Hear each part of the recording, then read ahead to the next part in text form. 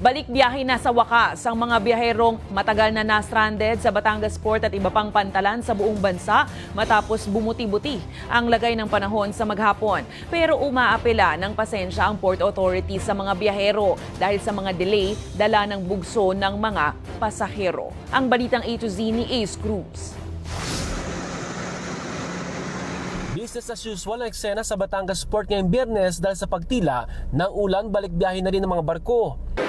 Hindi na nga maganda mayaw yung mga biyahero dito sa Batangas Port na ilang araw nang nananatili dito matapos nga magkaroon ng pananalasa ng bagyong Christine. At sinabi kanina ng Pag-asa sa kanilang 5 p.m. na weather bulletin, wala na pong bagyo dito sa Batangas. Kung kaya't nagbukas na rin yung kanilang mga ticketing office dito at ngayon dagsana yung mga pumipila para makabili ng kanilang ticket pauwi ng kanilang mga probinsya.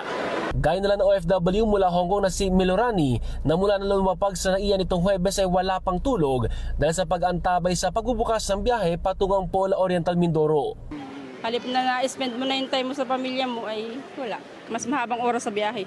Sa buong maghapon, bagamat malakas pa rin ang alon, ay sapat na itong maaliwalas para bumiyahe. Masaya rin ang pasaherong si Lovely at makakauwi na sa kanilang probinsya sa Butuan. Masyado anyang magastos ang bawat araw na naantala ang biyahe lalo't may kasama silang bata. Wrong timing. Kasi? Kasi may bagyo. Sobrang hirap po. Kasi? Kasi may bata pa, tapos marami pa kaming bit-bitin. Tapos ganito pa yung panahon.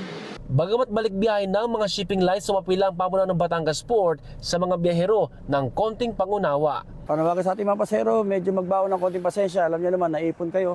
At pagbalik po ng biyahe rito, siguradong sabay-sabay din kayong babalik.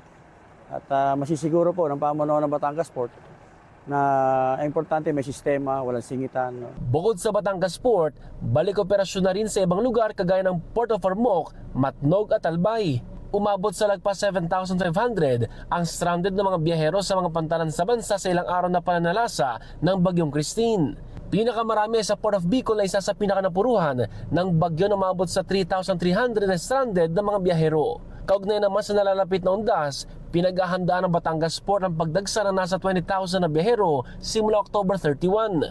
Aminado naman sila na may epekto sa kanilang paghahanda ang pananalasa ng bagyo lalo't marami itong iniwan na basura. Para sa Balitang A to Z, Ace Cruz.